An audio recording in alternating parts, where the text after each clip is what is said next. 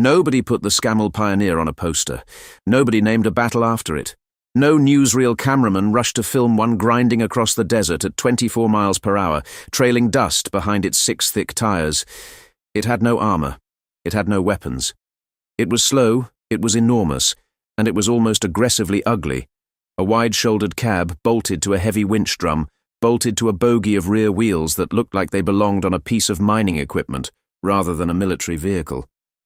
The soldiers who worked alongside it had a simple way of describing it.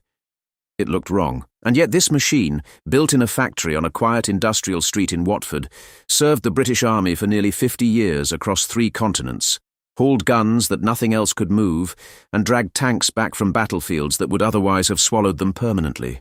The war the 8th Army fought in the Western Desert was won by men and machines. One of those machines never fired a single shot. To understand why the Pioneer existed, you need to understand the problem Britain faced in the mid-1930s that it had no good answer to. The Royal Artillery was developing a new generation of heavy guns, the 7.2-inch howitzer, the 6-inch gun, weapons that could shake the ground for miles around. Nothing in the British vehicle pool could move them. Simultaneously, tanks were getting heavier. A Matilda infantry tank weighed nearly 27 tons. If one threw a track or took a hit from an anti-tank gun and came to a stop on a battlefield, nothing the British Army operated in 1936 could recover it. It would sit there until it was stripped for parts or captured.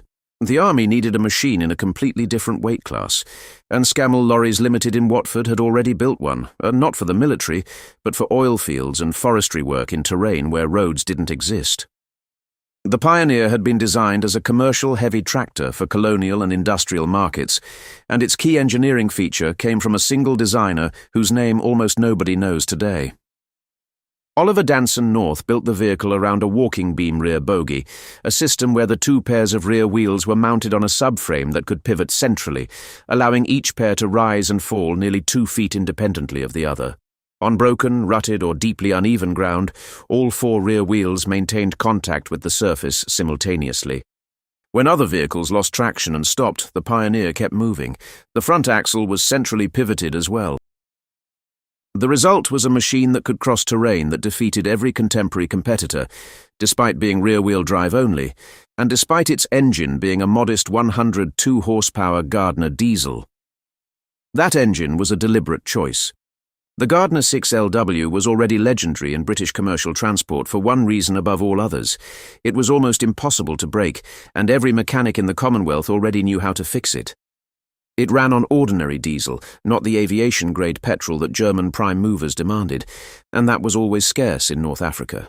3 principal military variants were produced across the war years: the R100 artillery tractor, of which 980 were built, the SV2S heavy recovery vehicle, the most numerous at 1,975 examples, and the tank transporter variant produced in approximately 459 units. Total production reached 3,414 vehicles.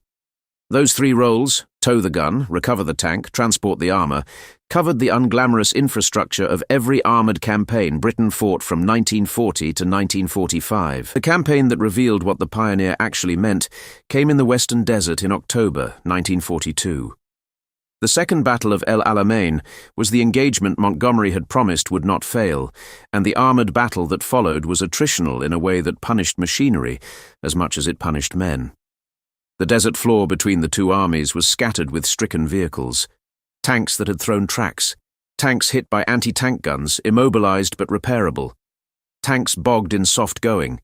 Each one represented a permanent loss unless a recovery vehicle could reach it, assess it, and drag it back to a workshop. The Pioneer SV2S was the machine that made that possible at the heavier end of the scale, and the recovery units that operated them worked around the clock processing vehicles as fast as the battle produced casualties. The army that recovered its damaged tanks faster than the enemy held an advantage that accumulated quietly over weeks of attritional fighting, an advantage that appeared not in the headline figures of tanks destroyed, but in the readiness states of armoured regiments that should have been hollowed out but weren't. The Germans faced the same recovery problem and arrived at a different answer.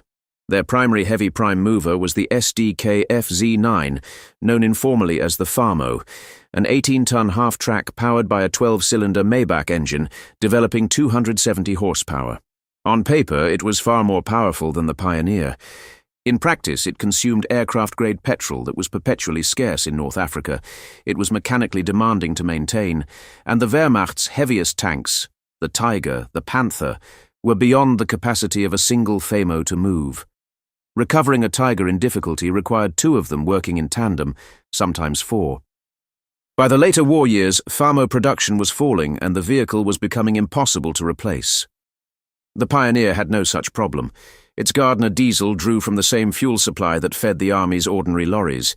Its mechanical simplicity meant repairs were achievable with standard tools. It was slower than the FAMO, it was less powerful, and it kept working when the FAMO didn't, which, in the accounting of an attritional campaign, was the only figure that mattered. Italy from 1943 to 1945 offered terrain that punished machinery in a completely different way. Mountain roads barely wide enough for the Pioneer's 8.5-foot body, mud that swallowed wheeled vehicles, gradients that challenged anything trying to haul a 7.2-inch howitzer to a firing position above a German defensive line. The walking beam bogie found traction on broken mountain tracks, where a conventional rear axle would have spun uselessly.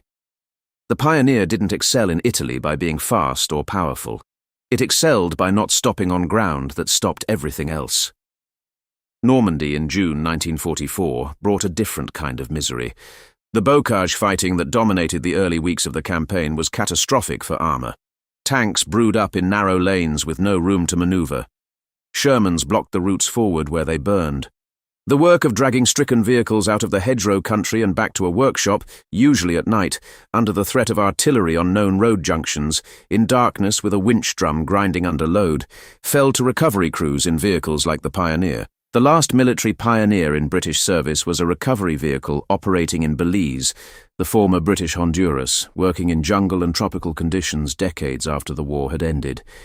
The last one was not retired from the British Army until the 1980s in Belize. When it was finally withdrawn, it was not scrapped. It was shipped back to Britain, rebuilt at a REME workshop in Aldershot, and placed in the REME Museum collection where it remains today. A machine considered too important to abandon to the jungle 50 years after the factory in Watford built it. That is not sentiment. That is evidence. The guns fired because the Pioneer pulled them to their positions. The tanks fought because the Pioneer dragged them back from the ground where they had stopped. It won no battles directly. It appeared in no newsreels. It had no armour, no weapons, and no speed worth mentioning. What it had was a Gardner diesel that refused to quit, a bogie system that found grip where nothing else could, and nearly 50 years of continuous service across terrain that broke every more glamorous machine around it. The ugliest vehicle Britain sent to war, and one of the most consequential.